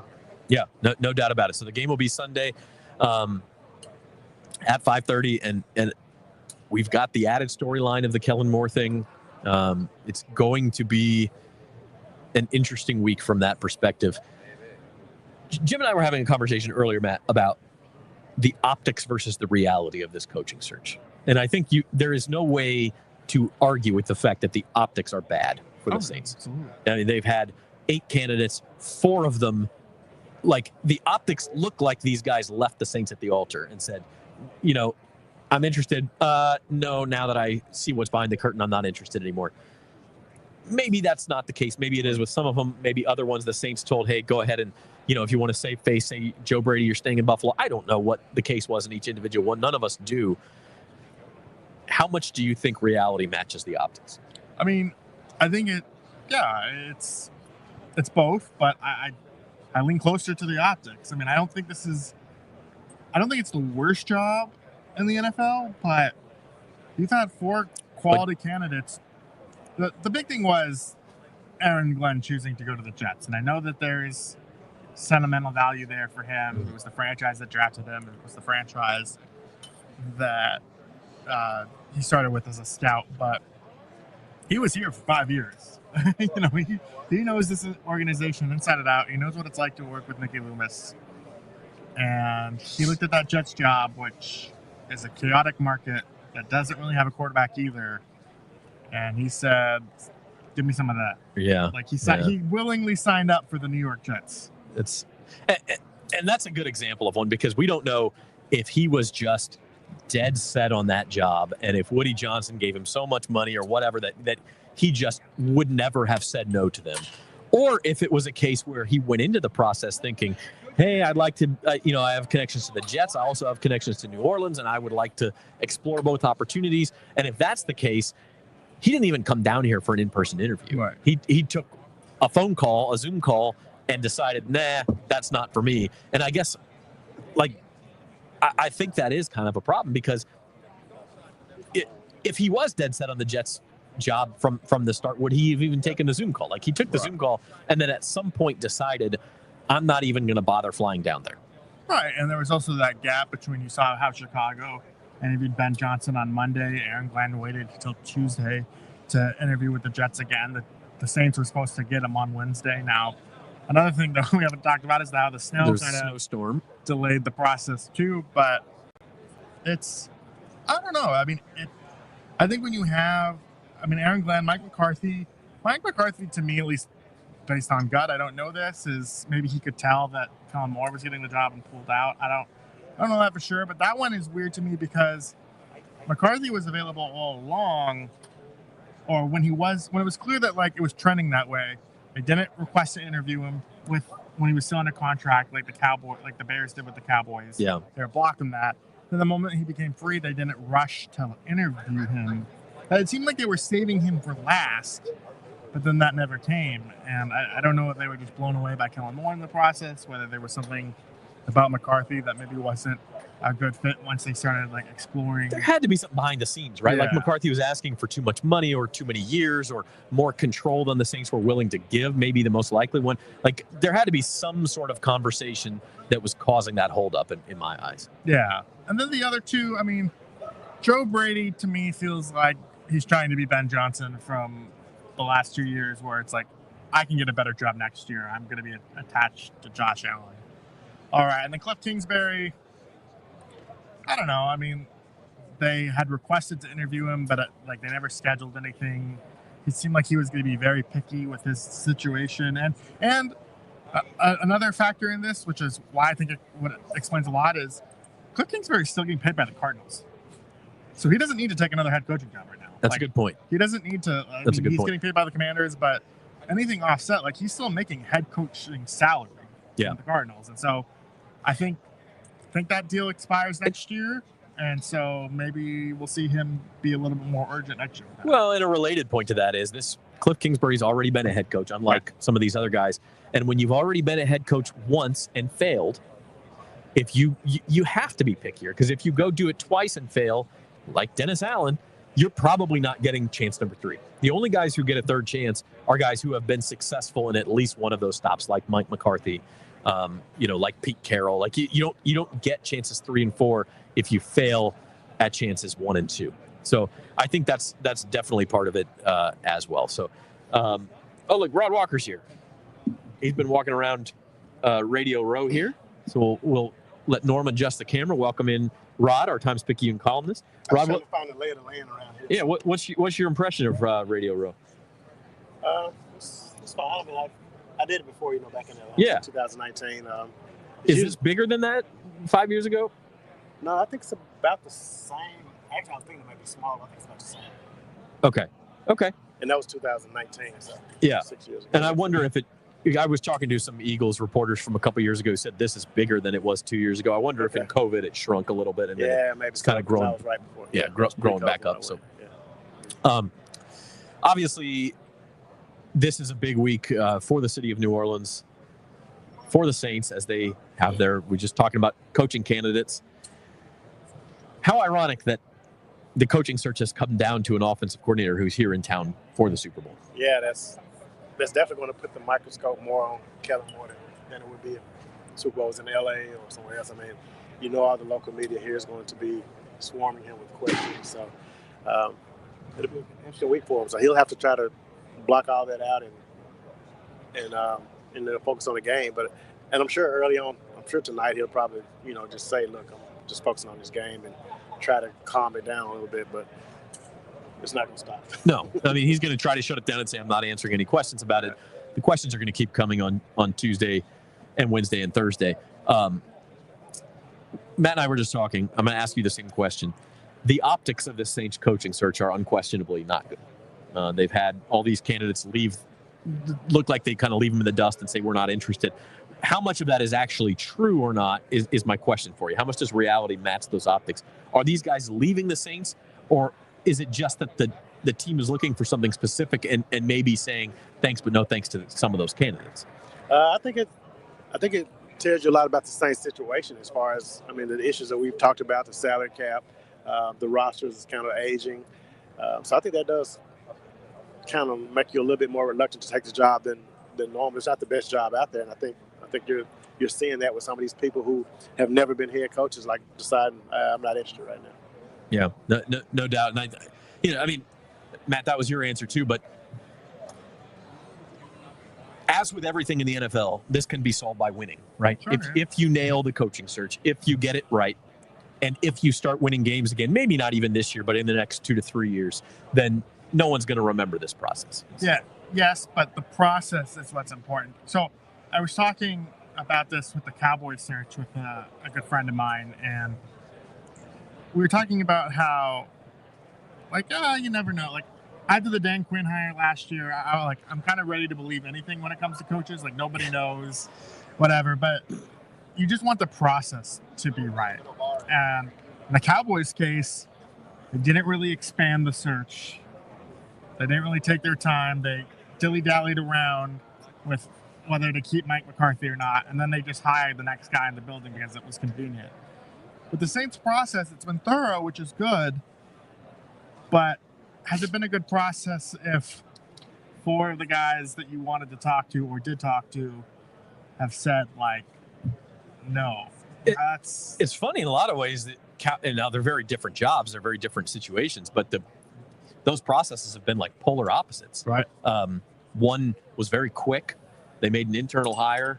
They didn't seem to vet a lot of other candidates. And then here you have the opposite of that, where the Saints have seemingly talked to everybody under the sun, except for Ben Johnson. Anybody who is listed in connection with any NFL job has basically talked to the Saints. And they're still here in Super Bowl week, not having made a hire. Yeah, you could compare the Cowboys situation. It would be as if the Saints hired Darren Rizzi right away. Right. That's what that would have been like. So I commend them for taking their time and making sure they get it right. And again, we know Kellen Moore. He wasn't at the top of my list, and I don't think he's at the top of anybody's list, but he's at the top now. But when his search started, he was probably 5 or 6 in the pecking order, if that. So, but he's still a coach that's in the Super Bowl, so you kind of like what you're getting, considering all the circumstances of losing so many, those guys that you were trying to get at first. Yep. I think we're going to take a break. It looks like we got a whole new backdrop ready to come in. This is literally coming together as we're doing the show live. So that's Monday at Radio Row for you. But this is the Saints Insider Podcast live from the Super Bowl, and we'll be back right after this. At Auctioner, we know healing is a team sport. That's why we've partnered with world-renowned orthopedic surgeon Dr. James Andrews to create the Auctioner Andrews Orthopedics and Sports Medicine Institute. Whether you're a professional athlete or a weekend warrior, our team of specialists are dedicated to getting you back in the game. So whatever your reasons are for reaching your personal best, we've only got one: You. Ochsner Andrews Institute. Long live you. In this series, we're going to show you how the Super Bowl comes to life. This time we're talking Super Bowl week events with Nikki Yule, Director of Events for the NFL. There are a lot of opportunities to join in on the festivities for locals and visitors alike. From opening night to game day, Nikki is sharing how she and her team will make the game week experience unique to New Orleans. Check it out. At Ochsner Health, we believe in community, serving our neighborhood with more than just exceptional care. With educational programs that train the next generation and open new doors and possibilities for the future. More programs that teach about the benefits of healthy food and nutrition. We believe in innovation with compassion to give more hope and create more smiles. Because at the core of every community is you. Ochsner Health. Long live our community. Long live you. In this series, we're going to show you how the Super Bowl comes to life. This time, we're talking about NFL Source, a program that gives local underrepresented businesses the opportunity to gain exposure to event-based procurement knowledge, network with potential clientele, and compete for contracts related to Super Bowl 59. First, we'll talk to Maisha Boyce, lead for NFL Source, about the local economic impact of the program. Next, we'll talk to Chinsi Mouton, Director of Community Engagement at the Greater New Orleans Sports Foundation and the Super Bowl 59 Host Committee, of how they work to form and foster these partnerships. Finally, we'll talk to Nicole Hutchison, owner of Mosswood Events, about her experience being a part of NFL Source. Let's get started. Hey y'all, I'm Robin Barnes, the New Orleans Songbird, and we are here for the making of Super Bowl 59 at the beautiful Superdome. This will be the 11th Super Bowl in New Orleans. New Orleans is known for its vibrant culture, rich history, and amazing music, if I do say so myself. In this series, we're going to show you how the Super Bowl comes to life. This time, we're talking about NFL Source, a program that gives local underrepresented businesses the opportunity to gain exposure to event-based procurement knowledge, network with potential clientele, and compete for contracts related to Super Bowl 59. First, we'll talk to Maisha Boyce, lead for NFL Source, about the local economic impact of the program. Next, we'll talk to Chinsi Mouton, Director of Community Engagement at the Greater New Orleans Sports Foundation and the Super Bowl 59 Host Committee, of how they work to form and foster these partnerships. Finally, we'll talk to Nicole Hutchison, owner of Mosswood Events, about her experience being a part of NFL Source. Let's get started. The Saints Insider podcast, live on Radio Row here from the Convention Center in downtown New Orleans. I'm Zach Ewing with Matthew Paris and Rod Walker from our Saints coverage team, with you this morning for another 25 minutes or so. And going to try to do like 9 to noon the rest of the week. Again, that's going to be a little bit flexible. We're going to see how many guests start rolling in. We might not start tomorrow until closer to 10 a.m. as well. Brooks Kubina, who covers the Eagles for The Athletic, is going to be on the show tomorrow. He used to work for The Advocate covering LSU sports, and he's also covered the Houston Texans, now covers the Eagles for The Athletic, so he'll be here to talk Eagles, trying to line up an interview with somebody from the Kansas City Star. We've got Thomas Morstead, Josh Jacobs, Deuce McAllister, all stopping by this week, and we'll try to get some more as the week rolls on, too. So going to be a good week here at Radio Row for the Saints Insider. Talking with these guys, and we're focusing, obviously, on the Saints coaching search. One aspect of this, too, Rod, is that Kellen Moore's got to name a staff after this. And I would think if you're Kellen Moore, you've got to be pretty well ready with guys you know are going to take the job because it is so late in the process. Yeah, I would assume that if they're hiring him, they've already sort of got that set up, and he's probably picked out his people and has a staff in his mind anyway. And, maybe we can do some digging this week and get some leaks on who some of those guys are. But, yeah, I would imagine he's already established his guys. And one of those guys, we talked about Eagles storylines, their quarterback's coach is Doug Nussmeier, who is the father of LSU quarterback Garrett Nussmeier, also has Saints ties, has some this veteran coaching presence you want with a younger guy like Kellen Moore. Like he's a guy who makes a lot of sense. He does make a lot of sense. It's just depends on whether he wants to make that jump or not, because his you would say, oh yeah, just come be close to your son, but he's probably only going to be there another year. I mean, he's Right. going to be maybe a top pick in the 2026 draft. Maybe, Yeah. yeah, maybe things can, it can be a Dion situation where Man. he's coaching his son after the Saints pick him second overall or whatever.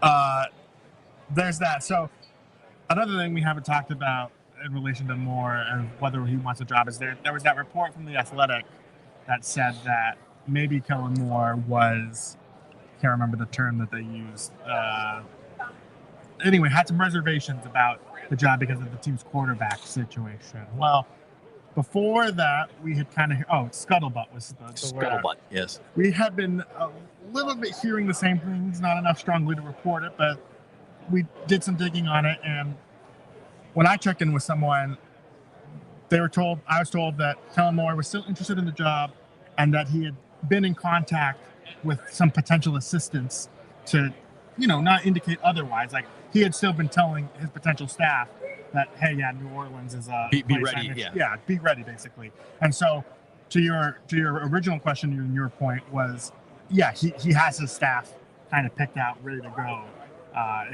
That stuff all needs to get finalized. It'll be interesting to see if he holds over any other staff remaining. We've seen a lot of assistants already go. Clint Kubiak, for instance, went to Seattle. That was to be expected. It looks like Andrew Janoko might join him there. And so, yeah, I mean, but Kellen Moore has had now weeks, if not years, to prepare a potential staff.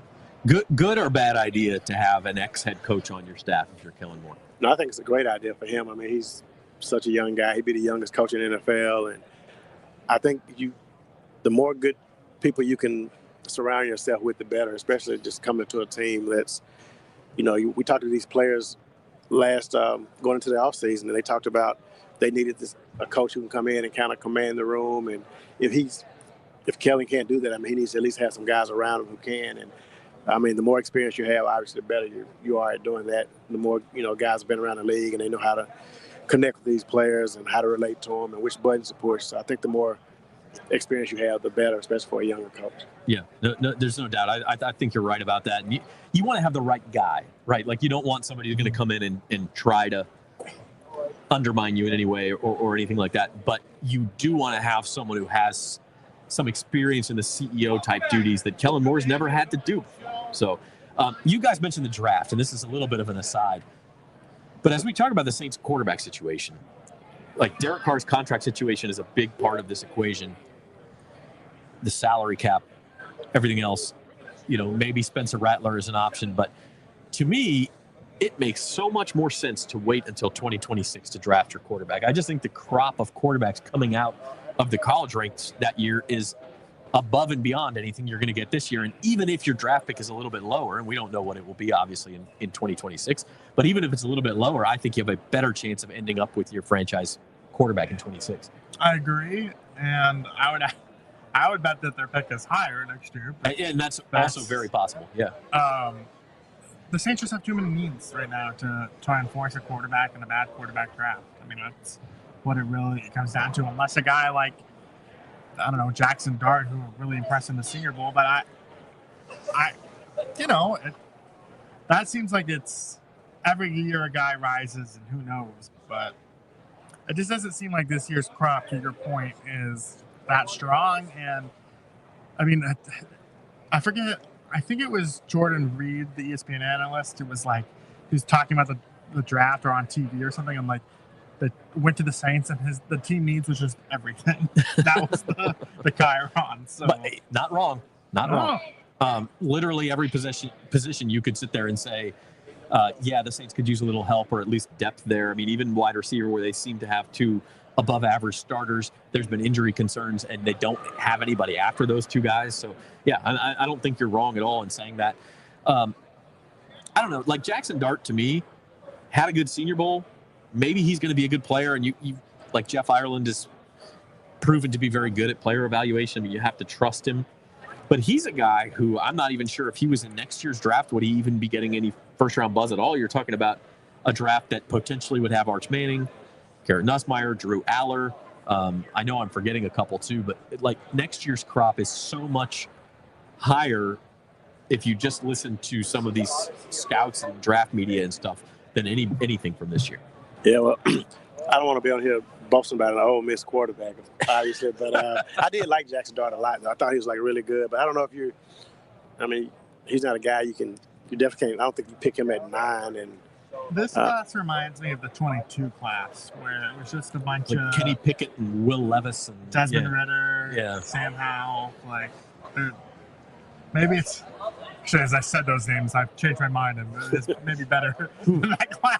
But I don't know. I mean, and that was a weird year because you thought some of those guys would go higher, and it was actually just the Steelers who took Kenny Pickett. They were the first team to take a quarterback that year. Yeah, I mean, I don't know. I think I'm probably a little higher on Shedeur than most people are. I think he's going to be a good quarterback. I think he's just really not going to be available with the Saints. Right. So, and I don't know that he's going to be a good quarterback right away. Like he may need a little growth. Yeah. Especially if he ends up in New York or wherever he ends up. I mean, it's definitely going to take some time. But yeah, I don't know if the Saints. I mean, if you somebody like Jackson Dart, like I don't know if you're getting that much of an upgrade from Spencer Rattler, who you drafted last year, or I think he's better than Spencer Rattler, but I don't know if he's. I just don't know if it's worth it with the other needs they have, especially. I mean, I think they need some. To me, defensive line that would be my priority. D line, and then you need some more depth on the O line. I mean, it's like you said with Jordan Reed, it's everything. Yeah, I mean, even a position like tackle, like Penning played right tackle pretty solid, but if you had another stud tackle there, maybe you pick a left tackle and then move Flog over to right. Like they're at a point where like nothing really should be off the table. But I look at a guy, and you didn't want to mention an Ole Miss guy. I'll mention a Missouri guy, Armand Membo, who's getting a lot of hype in the draft, and now looks like he'll be in the first round, and maybe even as high as where the Saints are picking around the 10th pick. He's a guy who has played a lot of tackle, but also could play some guard. You need a guard. You also need some depth at tackle. A guy like that who has some flexibility makes a lot of sense. Will Campbell. Yeah, Will Campbell may not be there, but another guy who could probably play tackle or guard. Campbell's probably more exclusively a tackle, but you can move him inside. And they do need a starting left guard. That's the one spot where you know they're going to have to get somebody to play. So, but Jim and I were talking about this earlier, guys. It's the first-round picks have been largely okay the last few years. Now, Penning's the exception to that, but Chris Olave, now he's had injury problems. He's been productive when he's been out there. Brian Bresee led the team in sacks this year. That's a good pick at number 27. And Talifwanga started all 17 games at left tackle. I think you have to say that's a solid pick for you going forward. It's the rest of the draft that they've struggled with, right? You took Isaiah Foskey in the second round. Kool-Aid McKinstry, the jury's out on him. But, Alontae Taylor, maybe the jury's out on him too. But some of these other guys, you're just not getting your Brandon Coleman in Washington like that, where you find a starter in the 3rd, 4th, 5th round like you need to do, especially when you're in the Saints salary cap situation. Yeah. No, go ahead. I was going to say, I mean, they got to do a better job of hitting on some of these picks, and they just haven't done it, and that's a part of the reason this team is in the situation they're in right now. They just missed on too many draft picks, over the past few years. So yeah, I mean, they found like some nice, like Jordan Howden is a nice find for a 5th rounder, but when you need Jordan Howden to play, like a starting role for half the season, then that's where you get in trouble. Like they've found nice players, they just haven't either taken that leap to become a really good player, or when they've been relied upon. Like there's no that blue chip young talent that. I think if they had a few more of those pieces, it would be like a much more impressive destination. Because we were talking about the Jets earlier. They have Garrett Wilson, they have Quinnen Williams, Breece Hall. Like they have guys that you can say like, oh, well, this is interesting, even though they're a tire fire of an organization. Yeah, no doubt about it. Okay, we're going to take one more break here for today. We're going to go to about the top of the hour here. I'm going to ask these guys when we come back. I'm telling them now so they have the break to think about it. An underrated storyline that they are paying attention to this week at the Super Bowl in New Orleans. And we'll be right back on Radio Row right after this. At Ochsner, we know healing is a team sport. That's why we've partnered with world-renowned orthopedic surgeon Dr. James Andrews to create the Ochsner Andrews Orthopedics and Sports Medicine Institute. Whether you're a professional athlete or a weekend warrior, our team of specialists are dedicated to getting you back in the game. So whatever your reasons are for reaching your personal best, we've only got one. You. Ochsner Andrews Institute. Long live you. In this series, we're going to show you how the Super Bowl comes to life. This time we're talking Super Bowl week events with Nikki Yule, Director of Events for the NFL. There are a lot of opportunities to join in on the festivities for locals and visitors alike. From opening night to game day, Nikki is sharing how she and her team will make the game week experience unique to New Orleans. Check it out. At Ochsner Health, we believe in community, serving our neighborhood with more than just exceptional care. With educational programs that train the next generation and open new doors and possibilities for the future. More programs that teach about the benefits of healthy food and nutrition. We believe in innovation with compassion to give more hope and create more smiles. Because at the core of every community is you. Ochsner Health. Long live our community. Long live you. In this series, we're going to show you how the Super Bowl comes to life. This time, we're talking about NFL Source, a program that gives local underrepresented businesses the opportunity to gain exposure to event-based procurement knowledge, network with potential clientele, and compete for contracts related to Super Bowl 59. First, we'll talk to Maisha Boyce, lead for NFL Source, about the local economic impact of the program.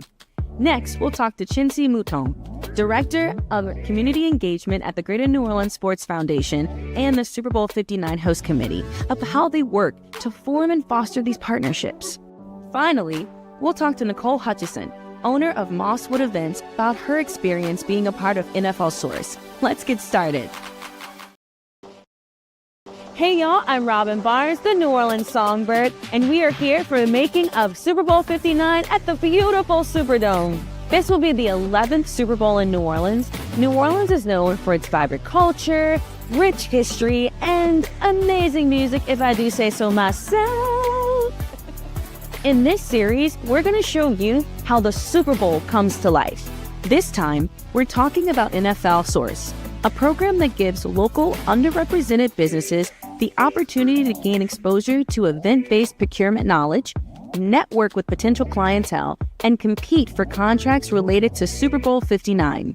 First, we'll talk to Maisha Boyce, lead for NFL Source, about the local economic impact of the program. Next, we'll talk to Chinsi Mouton, Director of Community Engagement at the Greater New Orleans Sports Foundation and the Super Bowl 59 Host Committee, about how they work to form and foster these partnerships. Finally, we'll talk to Nicole Hutchison, owner of Mosswood Events, about her experience being a part of NFL Source. Let's get started. Welcome back to the Saints Insider Podcast live from Radio Row at Super Bowl 59. We're brought to you by Ochsner Health, the official medical provider of the New Orleans Super Bowl Host Committee. Sitting here with Matthew Paris, our beat writer for the Times-Picayune, and our columnist Rod Walker. As we wrap things up here, I said before the break, did you guys come up with an underrated storyline for Super Bowl 59? Who wants to go first? Did you get one? Go ahead, Matt. Yeah, I think so. The Chiefs a few weeks ago switched their left guard to left tackle, Joe Thuney, and the time that Patrick Mahomes has lost the Super Bowl is he was under constant duress from that Tampa Bay team that just constantly was under pressure. And so, I don't know, it feels kind of important. The Eagles are getting Brandon Graham back probably, and I'm interested to see how Mahomes is under pressure. Okay. I like that one, and I have one related to that, but I want to make sure I don't steal Rod, so go ahead. You're not going to. Can we count Chauncey Gardner-Johnson as an underrated story or not? Not in Chauncey Gardner-Johnson's eyes, but maybe for our Yeah, I mean, our I just say he's a guy that, I mean, if you took away Chauncey's talking, I wouldn't even be talking. I wouldn't be talking about him. But I just think tonight he'll probably say something at media day. I mean, he'll just say some stuff all week long, and he's coming back to New Orleans, a city that he's one of those players that, you know, people tend to like him if he's on your team, and if he's not on your team, you don't like him. And, you know, he said some things obviously about the city when he left. So just kind of curious to see how he'll handle this week. And also, I guess it's Devontae Smith coming back home, coming back to Louisiana. He's a guy that won the Heisman Trophy. The last time the Super Bowl was in the Dome, you know, a local guy Jacoby Jones played really well in it. So, he'll be really fired up for this game. So that might not be underrated, but just kind of two things I'll be definitely keeping my eye out on. Yeah, no, those are good, and I'm glad you mentioned Chauncey because tonight's talking night, and so Chauncey's going to be one of the stars of the show, I think, tonight. We got to. Did you say you were going to go find him tonight? Yeah, you're going to definitely. You're on CJ. And I probably don't even have to find him; it'll be all over the internet. So I can just wait until it gets on Twitter. But mine was related to yours, Matt, and that I'm looking at the other side of the ball where you look at what Steve Spagnuolo did to the Bills. And to a lesser extent to the Texans, I don't think they needed it as much. But the way he comes up with some of these creative pressure packages, and on the flip side, the way Jalen Hurts has struggled in the face of some pressure packages, to me, that game could flip on that. If the Eagles are just unable to handle that, they better be in the lead. I mean, they better be in the lead, or else it could be big trouble. Yeah, that's where you need your quick game to get going with. I mean, as much as they rely on the run, you need A.J. Brown to just break off like a 5-yard slant and be there for him. Dallas Goedert could have a big game if he's just like the check down option in the flat for a tight end. Like, he's going to need his guys, and that's kind of what's been surprising about the Eagles' year is that their passing offense hasn't had a lot of success even when it's tried. Like, they rank last in attempts because they don't throw the ball a lot, but it's not like they've lit the world on fire. Besides that, so they have a lot of weapons, and all it takes is one or two plays as the Saints. So, yeah, no doubt. And to me, you talk about Brandon Graham coming back and the Chiefs kind of doing the offensive line shuffle. That may decide this game. We talk about Patrick Mahomes and Saquon Barkley and the stars all we want, but that line of scrimmage battle decides a lot of football games, and this may be no different.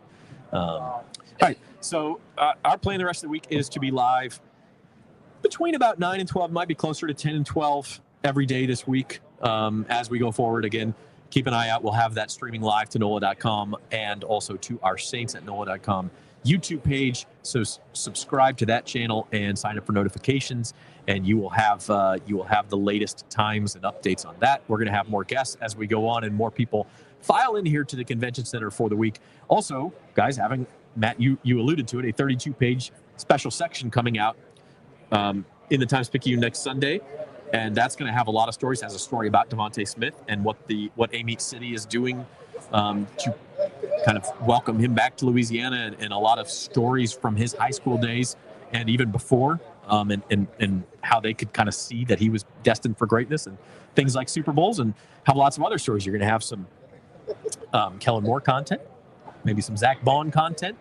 Luke will have all the Chiefs side of things, and yeah, it'll be comprehensive coverage. So keep it locked to NOLA.com for all the Super Bowl content, all the Saints coaching content, and everything else. And also should mention, after we're done here each day, Jim Derry, at least the next 3 days, is going to go live with his Datitude podcast in the afternoon, probably about 1 o'clock, live from Radio Row. So keep it locked to NOLA.com and to the Datitude YouTube channel for that.